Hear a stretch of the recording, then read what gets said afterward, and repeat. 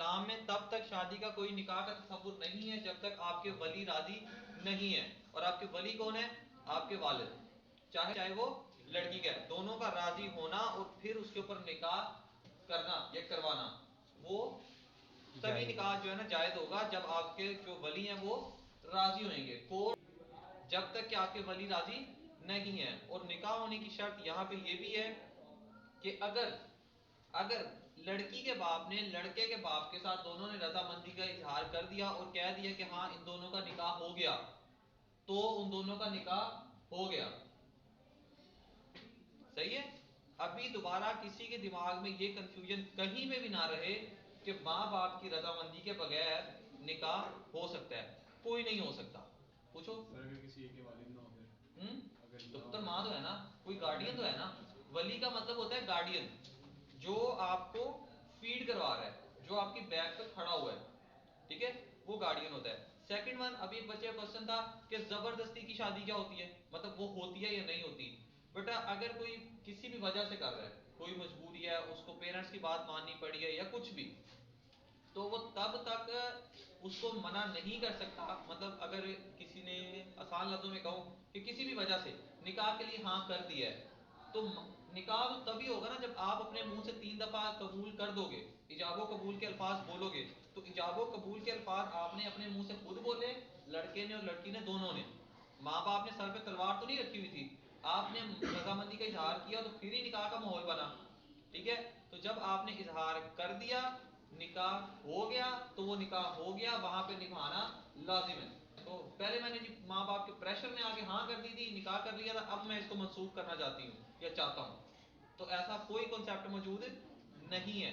दोबारा आप लोग अपने दिमाग से ये बात बिल्कुल इस्लाम की रोशनी में बता रहा हूँ कि निकाल दें कि कोई कोर्ट मैरिज या किसी मौलवी के पास गवाहान की मौजूदगी या कोई भी फतवा आप लगा दें कि ऐसा निकाह हो सकता है, तो ये निकाह नहीं हो सकता। उलमा ने बकायदा इसके ऊपर फतवा जारी किया है। अभी किसी के दिमाग में इस बारे में कोई कंफ्यूजन है तो निकाल दो और बताओ क्या है। कोई नहीं है। ये बात बिल्कुल, इस चीज का वायरस दिमाग से निकल जाना चाहिए कि जब तक माँ बाप राजी नहीं है कोई निकाह नहीं होगा। हाँ जी, और कुछ? तो वो दूसरे को राजी करेगा। अब ऐसा तो नहीं होगा कोई एक के पेरेंट्स राजी हैं और दूसरे वाले कहें ठीक है लड़की को ले आओ या लड़के को ले जाओ और निकाह एक साइड पे ले जाओ कर लो। वन साइड तो ऐसा होगा नहीं। तो वो आपस में करें ना अपनी मुशावरत, लेकिन जो औलाद है उसका काम है अपने पेरेंट्स को एतबार में लेना, ठीक है, उनकी बात मानना और फिर आगे चलना।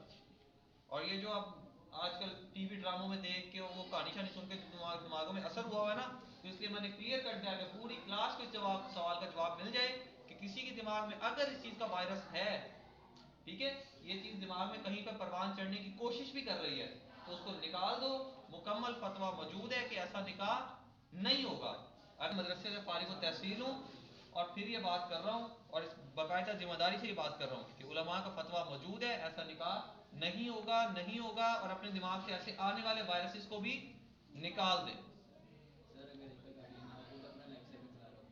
तो वो तो आप सेल्फ पे हो ना, तो फिर जिससे आपने करना है उसके गार्डियंस राजी होने चाहिए।